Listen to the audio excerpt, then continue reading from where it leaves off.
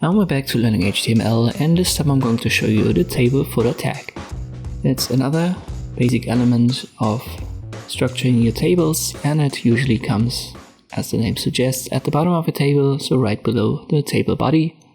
It has an opening and a closing tag, and you can nest table rows inside of it, and that will nest the table data.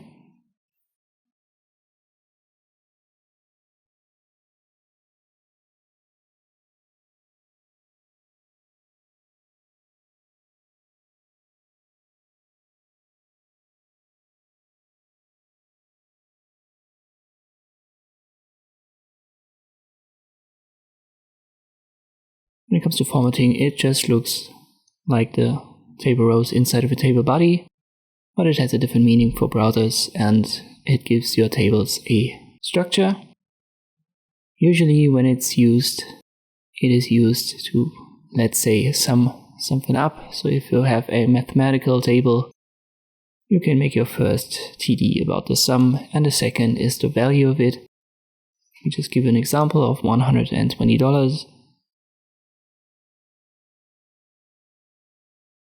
And now you want to adjust your table head and the table body elements.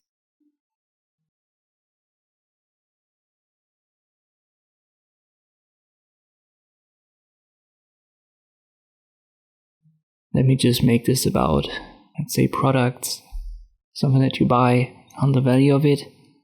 So inside of the table head, we'll use the value, and I don't know, let's make it generally about products.